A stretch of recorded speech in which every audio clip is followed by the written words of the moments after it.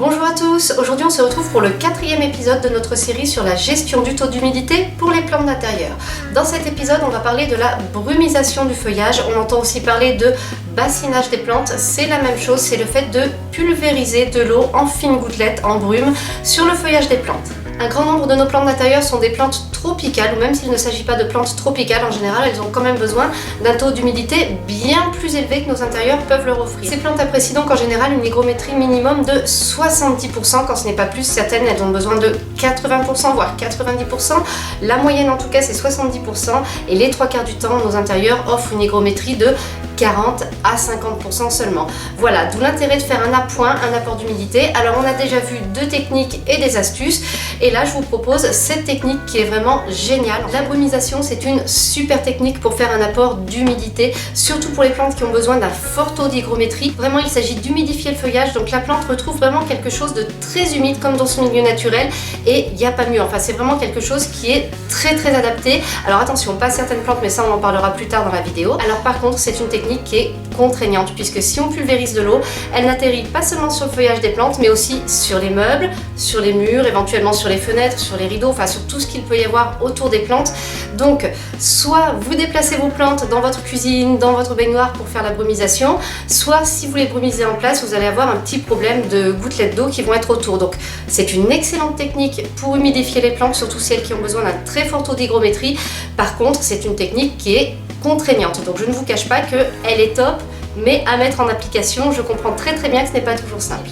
Donc pour commencer, le premier avertissement, c'est que déjà cette technique n'est pas adaptée à toutes les plantes. Il y a certaines plantes qui ne supportent absolument pas la brumisation, ça va même avoir tendance à les abîmer. Alors ce que je vais faire pour que cette vidéo soit pas trop longue, c'est que je vais vous parler de ça dans une autre vidéo de la série. On fera une vidéo spéciale là-dessus pour vous dire surtout quelles sont les plantes à ne surtout pas brumiser. Donc maintenant on sait que toutes les plantes ne sont pas bonnes à brumiser, on va voir à quelle fréquence faut-il brumiser. Alors ça dépend de la plante et des conditions de votre intérieur.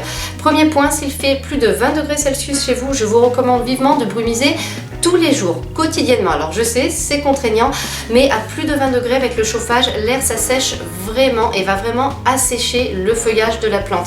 Donc au moins les plantes qui ont besoin d'un très fort taux d'humidité, dans ce cas-là, apportez-leur une pulvérisation quotidienne, ça leur fera vraiment du bien. Ensuite, pour adapter vraiment la fréquence de brumisation, pour chacune de vos plantes d'intérieur, renseignez-vous précisément sur le taux d'humidité dont elle a besoin. Si c'est 90%, je vais vous suggérer de brumiser quotidiennement. Si c'est 70%, on va pouvoir faire 2 fois par semaine, ça peut être pas mal déjà.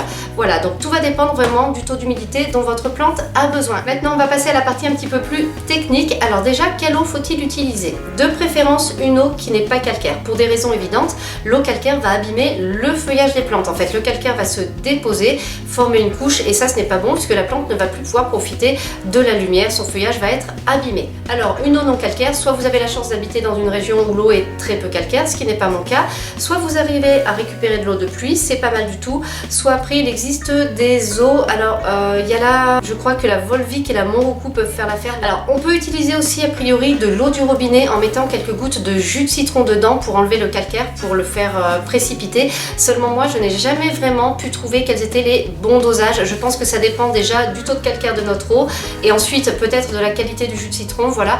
Donc ça on peut le tenter, mais je pense que ça va être vraiment, il va falloir que chacun apprenne à doser sa quantité de citron dans son volume d'eau. Voilà. Ensuite, point capital par rapport à l'eau, il faut qu'elle soit à température ambiante. N'utilisez surtout pas de l'eau que vous venez de tirer du robinet qui est glacial. Ça va faire un vrai choc au feuillage de la plante. Donc laissez toujours l'eau reposer. L'idéal c'est de la prendre au robinet 24 heures à l'avance. Si vous récupérez de l'eau de pluie, pareil, rentrez l'arrosoir, rentrez le bac qui a récupéré l'eau de pluie. Enfin, débrouillez-vous pour rentrer l'eau à l'intérieur la veille de la brumisation. Comme ça, elle se met à température ambiante. Toujours sur la technique, il va donc nous falloir un petit peu de matériel, tout simplement il nous faut un pulvérisateur. Alors moi j'en ai un tout simple que j'avais acheté pour son look, alors il est très joli, j'en suis contente. Par contre c'est un petit peu difficile d'appuyer, je vais éviter d'envoyer de l'eau partout. La gâchette est difficile, en plus le mouvement n'est pas spécialement instinctif. Ceux qui sont comme ça avec une gâchette verticale sont plus pratiques je pense. Il existe aussi des pulvérisateurs à pression préalable, c'est-à-dire qu'on fait une pression avant et après il diffuse de l'eau en continu. Donc si on a pas mal de plantes, ça peut être pratique. Mais ce que je vous conseille au vu de mon achat, parce qu'en fait Là je suis assez contente du look, mais vraiment pour pulvériser c'est très fatigant et ça m'agace. Donc ce que je vous conseille c'est quand même de tester la gâchette en magasin et de ne pas hésiter, si vous rentrez chez vous et que vous trouvez que c'est trop dur d'appuyer, d'aller l'échanger, d'en acheter un autre modèle, parce que quand on pulvérise assez souvent et qu'on a une gâchette difficile, vraiment c'est pénible. Voilà. Donc le plus important ça va être le confort et puis de préférence un pulvérisateur de bonne qualité qui va pulvériser une brume régulière. Certains d'entre vous préféreront peut-être détourner un pulvérisateur qu'ils ont déjà, qui contient par exemple un produit ménager. Moi je dis pourquoi pas, c'est possible. En revanche, faites attention, nettoyez soigneusement le pulvérisateur et rincez-le à de nombreuses reprises pour bien enlever tous les résidus du produit. Pour terminer, je vais vous donner quelques conseils pour effectuer la brumisation. Premier point, placez-vous au minimum à 15 cm de la plante. Ça permet de brumiser quelque chose d'assez fin, des gouttes qui sont assez fines. Deuxième point, on dirige la pulvérisation sur les tiges et le feuillage des plantes, et uniquement sur les tiges et le feuillage. On ne brumise surtout pas les fleurs et on ne pulvérise pas d'eau non plus sur le substrat, puisque là, ça fausse les arrosages. Un point très important, pensez bien à brumiser le dessus, mais aussi le dessous des feuilles.